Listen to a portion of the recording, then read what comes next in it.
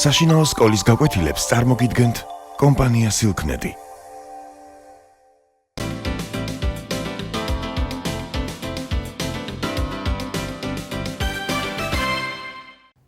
მოგესალმებით. დღევანდელი გაკვეთილის თემაა ქართველი ხალხის გმირული ბრძოლის ეპიზოდები შაჰაბაზის წინააღმდეგ. მე-16 საუკუნეში კავკასიაში გაბატონებისთვის ორი დიდი სახელმწიფო ებრძოდა ერთმანეთს. ეს იყო ყიზილბაშური ირანი და ოსმალეთი. მე-17 საუკუნესთვის განსაკუთრებით გაძლიერდა ირანის სახელმწიფო, როდესაც მას სათავეში ჩაუდგა შაჰაბაზ პირველი. შაჰაბაზ პირველი ზეობდა 1587-1629 წლებში. მან განაახლა ომი ოსმალეთთან. მათ შორის ბრძოლა წარმოებდა აღმოსავლეთ კავკასიისთვის, კერძოდ კახეთისა და ქართლისთვის. 1606 წელს ირანის შაჰმა გამოდევნა ქართლის ციხეებიდან ოსმალთა გარნიზონები და თავად დაიკავა. შაჰაბაზს განზრახული ჰქონდა ქართლ-კახეთის მოსახლეობის აყრა და მათ ადგილას მაჰმადიანების ჩასახლება. ასევე მას სურდა აქ თავისი სახანოების დაარსება. სახანო ეს გახლავთ ირანული სახელმწიფოს ადმინისტრაციული ერთეული. ამ დროს კახეთში მეფობდა თეიმურაზ პირველი. მისი მცირეწლოვანების გამო ქვეყანას ფაქტობრივად მისი დედა ქეთევანი მართავდა. 1613 წელს შაჰაბაზმა თეიმურაზი და ქართლში გამეფებული ლუარსაბი თავისთან მიიწვია, ვითომ სანადიროდ. მაგრამ ძალიან კარგად იცოდნენ ქართველმა მეფეებმა, რისთვისაც ეპატიჟებოდა შაჰაბაზი მათ. შაჰაბაზი განსაკუთრებით არ ენდობოდა თეიმურაზ კახთა მეფეს და მას ძევლები მოსთხოვა. თავდაპირველად თეიმურაზ არ სურდა მძევლების მიცემა შაჰისთვის, მაგრამ თავადებმა უთხრეს, თუ მძევლებს არ მისცემ, კახეთს აოხრებსო. მაშინ თეიმურაზმა მძევლად გაუგზავნა დედა ქეთევან დედოფალი და უმცროსი ვაჟი ალექსანდრე. როგორც ამბობენ, შაჰს ეწყინა. პატარა ბავში გამომიგზავნა ძიძა ხომ არ ვეგონეო, უფროსი ვაჟი მაახლოსო. მაშინ თეიმურაზ მეფე იძულებული გახდა, უფროსი ვაჟი ლევანიც შაჰთან გაემგზავრა. თუმცა ლევანი ამ დროს მხოლოდ 5 წლის იყო. შაჰმა ესეც არ იკმარა და თავად თეიმურაზი დაიბარა. მაშინ მიხვდნენ ქართველები, რომ შაჰაბაზს სამეფო ოჯახის ამოწყვეტა და უმეფოდ დარჩენილი ქვეყნის აოხრება ჰქონდა განზრახული. შაჰაბაზმა კახეთში 4ჯერ ილაშქრა. ეს იყო 1614-1617 წლებში. პირველი ლაშქრობისას, როდესაც შემოესია შაჰაბაზი საქართველოს, მან მოაოხრა მთელი ქვეყანა. განსაკუთრებით ნარგავებს მტრობდნენ ყიზილბაშები, თუთისა და კაკლის ხეებს, ჩეხდნენ ვენახებს, ანადგურებდნენ ბაღ-ბოსტნებს, უამრავი სოფელი და ქალაქი გადაწვეს.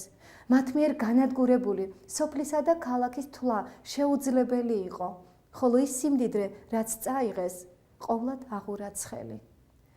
კახელები თავგამოდებით ებრძოდნენ შაჰაბაზს. თავიანთი სიცოცხლის ფასად იბრძოდნენ თითოეული ქალაქისთვის, თითოეული სოფლისთვის, თითოეული ციხისთვის, ეკლესიისთვის, მაგრამ მხოლოდ მათი სიმამაცე არ კმაროდა აურაცხელი და კარგად შეიარაღებული ყიზილბაშთა წინააღმდეგ. მაგრამ ყველაზე მტკივნეული მაინც შაჰაბაზმა რაც გააკეთა, ეს იყო, რომ კახელების მოსახლეობის ძალიან დიდი ნაწილი აყარა და შორეული ირანის გზას გაუყენა. ირანის სატახტო ქალაქის ისპაჰანის სამხრეთით მდებარეობს ფერეიდანი. აქ უკვე 4 საუკუნეა ქართველები ცხოვრობენ. ჩვენ მათ ფერეიდნელ ქართველებს ვუწოდებთ. მე-16, მე-17 საუკუნეში არაერთხელ მომხდარა მათი გადასახლება ირანის ტერიტორიაზე, მაგრამ ყველაზე მასშტაბური და ყველაზე სასტიკი მაინც ზემოთხსენებული გადასახლება იყო. ქართლ-კახეთის ციხეები ირანელი გარნიზონებით გაივსო. ირანული ჯარი იდგა ალავერდის ტაძარშიც.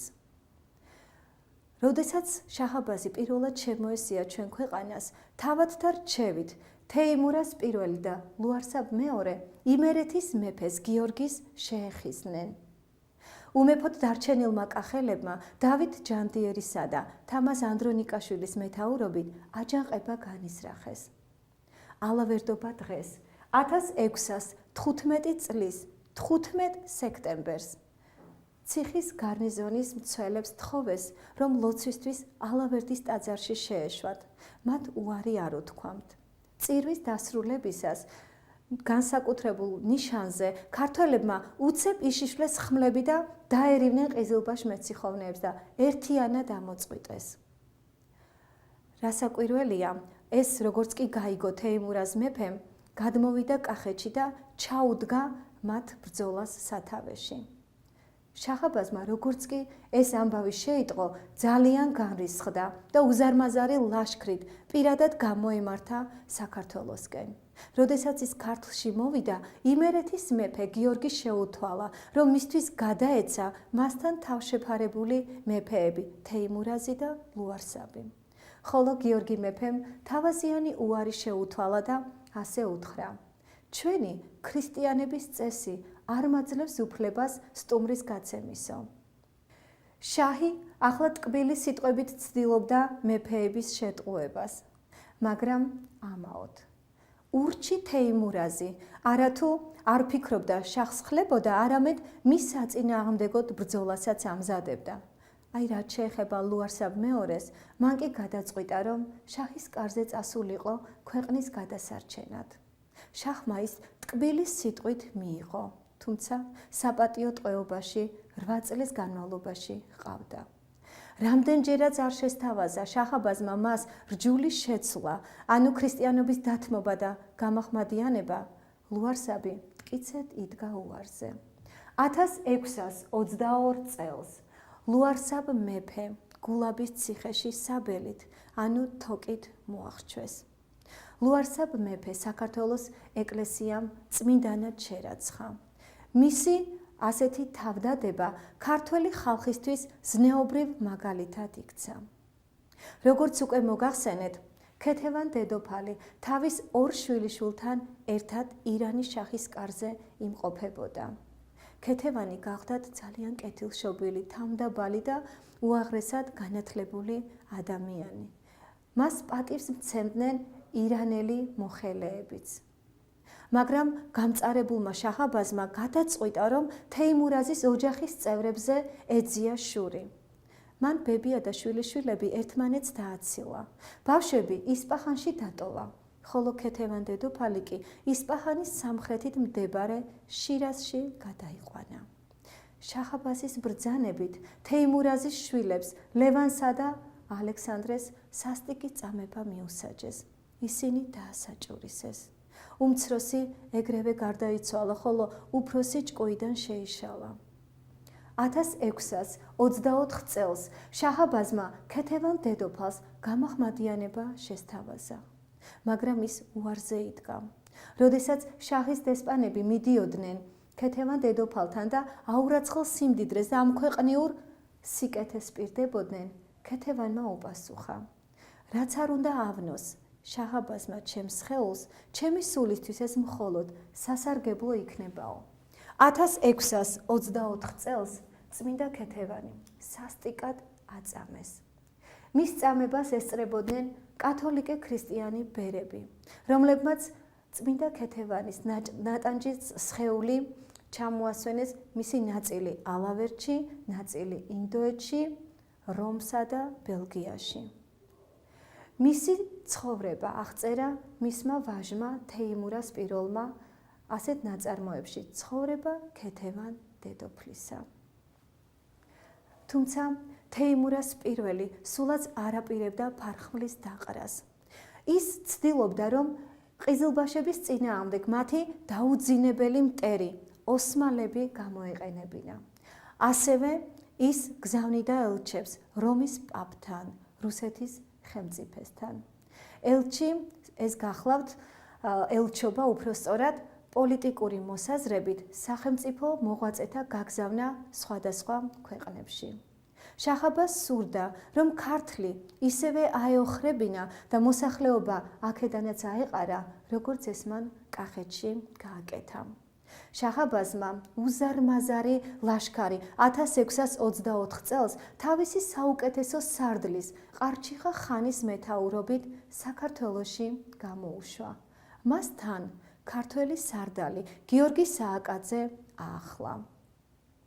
გიორგი სააკაძე მაშინ ირანში შაჰის კარზე მსახურობდა. ცოტა ხნით თქვენ ყურადღებას შევაჩერებ ამ პიროვნებაზე. ის აზნაური გახლდათ, ძალიან განათლებული, კარგად ფლობდა სპარსულსა და თურქულ ენებს. მან თავისი ვაჟკაცობითა და სამხედრო ნიჭით იმთავითვე მიიქცია მეფის ყურადღება. ამ დროს ლუარსაბ მეორის კარზე განსაკუთრებული პატივით სარგებლობდა გიორგი სააკაძე. ლუარსაბ მეორეს გიორგი სააკაძის და ჰყავდა ცოლად. რასაკვირველია, ეს არ მოწონდათ ქართველ თავადებს, რომელთაც ძალიან აშფოთებდათ უბრალო აზნაურის ასეთი წარმატება და ყველაფერი იღონეს იმისათვის, რომ გიორგი სააკაძე საქართველოს გასცლოდა. მართლაც ის იძულებული გახდა საკუთარი ოჯახით ირანში გადახვეწილიყო და შაჰაბაზის კარზე დაეწყო სამსახური. აი სწორედ ეს გიორგი სააკაძე მოუძღოდა ყიზილბაშთა ჯარს საქართველოში. შაჰაბაზი მას არ ენდობოდა, ამიტომ მისი უმცროსი ვაჟი პაატა ძევლად დაიტოვა. თუმცა გიორგი სააკაძეს კარგად მოფიქრებული აჯანყების გეგმა ჰქონდა ქართულ თავადებთან შეთანხმებით.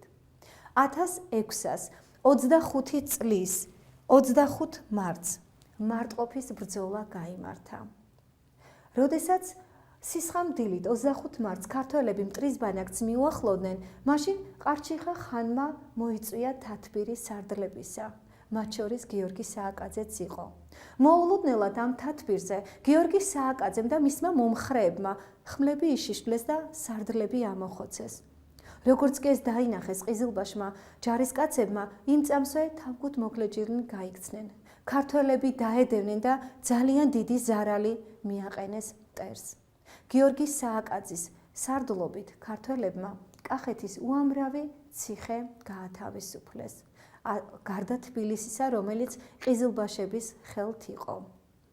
რასაკვირველია, შაჰაბაზმა როგორც კი ეს ამბავი შეიტყო, იმ წამსვე დასაჯა გიორგი სააკაძის შვილი, პაატას თავი მოჰკვეთა და მამას გამოუგზავნა.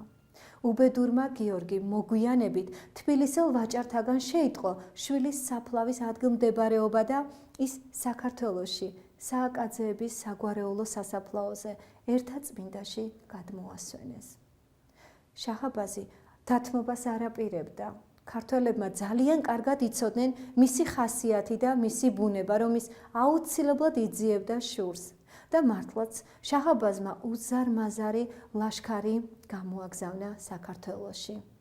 ისინი 1625 წლის 1 ივლის მარაბდის ველზე დაბანაკდნენ. ქართველებმა ძალიან კარგად იცოდნენ, რომ ამ ბრძოლას სამკვდრო სასიცოცხლო ხასიათი ჰქონდა ქართლ კახეთისთვის. საკითხი ყოფნა არ ყოფნას ეხებოდა. მაშინ ქართულ სარდლობას შორის გაიმართა თათბირი და ორი გეგმა იქნა წარმოდგენილი. ერთი გეგმა, რომელიც გიორგი სააკაძეს ეკუთვნოდა, გულისხმობდა, რომ მტერი კოჯორ ტაბახმელას ვიწრობებში შეეტყუებინათ და იქ გაუმკლავდებოდნენ მტრების მრავალ რიცხოვნობას. ხოლო მეორე გეგმის თანახმად, რომელსაც მეფე უჭერდა მხარს, მარაბდის გაშლილ ველზე უნდა გამართულიყო ბრძოლა. სარდლებს შორის მაშინ ძალიან დიდი უთანხმოება ჩამოვარდა, მაგრამ ხმების უმრავლესობით მეფის აზრმა გაიმარჯვა. ასე რომ 1625 წლის 1 ივლის გაიმართა ბრძოლა ქართველებსა და ყიზილბაშებს შორის. პირველად წარმატება ქართველებს ხვდა წილად. ისე რომ ამ არაჩვეულებრივი წარმატებით აღტაცებულმა ქართველებმა ჩათვალეს, რომ ბრძოლა უკვე დამთავრებული იყო. მაგრამ მოულოდნელად ყიზილბაშებს დამხმარე ჯარი მოუვიდათ. ამ ბრძოლაში 10,000 საუკეთესო ქართველი მამულიშვილი დაიღუპა სამღვდელოებასთან ერთად. ამ ბრძოლას შეეწირნენ დავით ჯანდიერი, ბაადურ ციციშვილი, ასევე თეიმურაზ მუხრან ბატონი, 9 ძმა ხერხეულიძე, 7 ჩოლოყაშვილი, რუსთველი ეპისკოპოსი და უამრავი გლეხი. შაჰ-აბასმა თავის მიზანს მაინც ვერ მიაღწია. ქართულ კახეთის მოსახლეობა მან ვერ დააჩოქა. ქართულმა ხალხმა შაჰ-აბასის გამანადგურებელ შემოსევას გაუძლო. თუმცა შაჰის პირობა ასეთი იყო. საქართველოს მეფე აუცილებლად მაჰმადიანი უნდა ყოფილიყო და მან მეფედ დანიშნა სიმონ მეფის ძმისშვილი გამაჰმადიანებული როსტომი. მართალია როსტომი მაჰმადიანი იყო, მაგრამ ის ხელს არ უშლიდა თავის მეუღლეს მარიამ დადიანს, რომ ეკლესია მონასტრები აღედგინა და აეშენებინა. პირიქით ხელსაც კი უწყობდა. როსტომ მეფემ ყიზილბაშებთან შეთანხმებით კახეთით შემოიერთა, მაგრამ მოგვიანებით ყიზილბაშებმა კახეთი მას წაართვეს და ირანელ ხანებს გადასცეს. ირანელმა ხანებმა კი ამ ტერიტორიაზე 80,000 თურქმანი ჩამოასახლეს. მათ ქართველების შევიწროება დაიწყეს. 1660 წელს კახელები აჯანყდნენ. მათ ერთდროულად შეუტიეს ბახტრიონისა და ალავერდის ციხეებს. მტერი სასტიკად დაამარცხეს, ყიზილბაშებიც ამოხოცეს და იქ ჩასახლებული თურქმანებიც. აჯანყება კახელების გამარჯვებით დამთავრდა. ამ აჯანყებას ხელმძღვანელობდნენ ბიძინა ჩოლოყაშვილი, ელიზბარ და შალვა ქსნის ერისთავები. მაგრამ როდესაც ეს აჯანყება დამთავრდა, ისინი შაჰს ეახლნენ კვლავ ქვეყნის გადარჩენის მიზნით. შაჰმა მათ გამაჰმადიანება მოსთხოვა, მაგრამ ისინი უარზე იდგნენ. მაშინ შაჰ-აბასმა ისინი იმ თურქმანებს გადასცა, რომელთა თანამებრძოლნი და თანამემამულენიც კახელებმა ცოტა ხნის წინ ამოწყვიტეს. თურქმანებმა საშინელი წამებით მოკლეს საქართველოსთვის თავდადებულნი. ბახტრიონის აჯანყებას უძღვნა მოთხრობა აკაკი წერეთელმა ბაშიაჩუკი, ხოლო ვაჟა-ფშაველამ პოემა ბახტრიონი. ბახტრიონის აჯანყებამ დაიცვა კახეთი გადაშენებისგან. ამრიგად, დღეს ჩვენ გაკვეთილზე ვისაუბრეთ იმ ურთულეს პერიოდზე, როდესაც მე-17 საუკუნეში ქართულ კახეთის ყოფნა არ ყოფნის საკითხი იდგა. ჩვენ ვისაუბრეთ და მოვიყვანეთ უამრავი მაგალითი ქართველთა გმირობის შესახებ, როგორ იბრძოდნენ ისინი შაჰ-აბასის წინააღმდეგ და როგორ შეძლეს ქვეყნის გადარჩენა დაღუპვისგან.